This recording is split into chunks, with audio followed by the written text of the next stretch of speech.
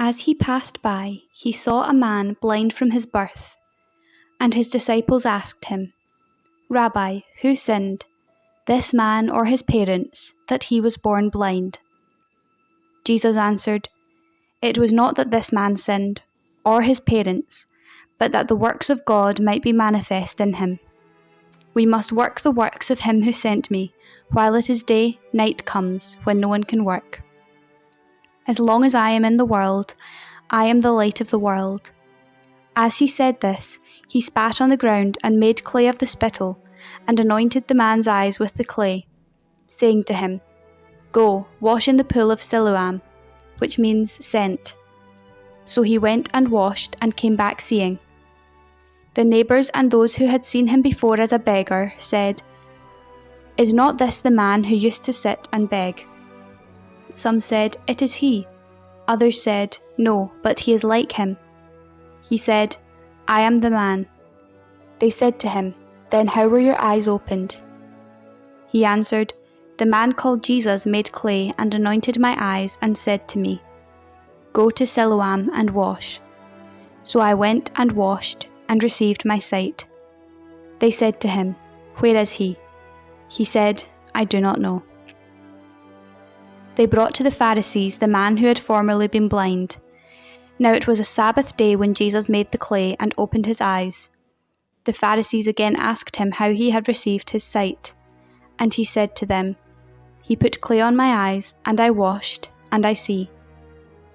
Some of the Pharisees said, "This man is not from God, for he does not keep the Sabbath." But the others said, "How can a man who is a sinner do such signs?" There was a division among them.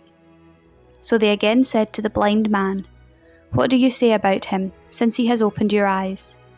He said, "He is a prophet." The Jews did not believe that he had been blind and had received his sight, until they called the parents of the man who had received his sight, and asked them, "Is this your son, who you say was born blind? How then does he now see?" His parents answered, "We know that this is our son, that he was born blind. But how he sees now we do not know, nor do we know who opened his eyes. Ask him, he is of age, he will speak for himself." His parents said this because they feared the Jews, for the Jews had already agreed that if anyone should confess him to be Christ, he was to be put out of the synagogue. Therefore his parents said, "He is of age, ask him." So for the second time they called the man who had been blind and said to him, "Give God the praise. We know that this man is a sinner." He answered, "Whether he is a sinner, I do not know. One thing I know, that though I was blind, now I see." They said to him, "What did he do to you? How did he open your eyes?"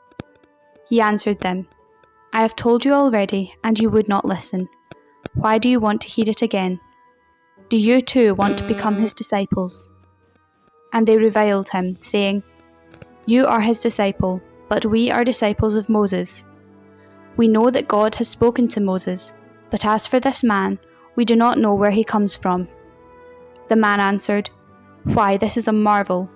You do not know where he comes from, and yet he opened my eyes. We know that God does not listen to sinners, but if anyone is a worshipper of God and does his will, God listens to him. Never since the world began has it been heard that anyone opened the eyes of a man born blind. If this man were not from God, he could do nothing." They answered him, "You were born in utter sin. Would you teach us?" And they cast him out. Jesus heard that they had cast him out, and having found him, he said, "Do you believe in the Son of Man?" He answered, "And who is he, sir, that I may believe in him?" Jesus said to him, "You have seen him, and it is he who speaks to you." He said, "Lord, I believe," and he worshipped him. Jesus said, "For judgment I came into this world, that those who do not see may see, and that those who see may become blind." Some of the Pharisees near him heard this, and they said to him, "Are we also blind?" Jesus said to them, "If you were blind, you would have no guilt. But now that you say, 'We see,' your guilt remains."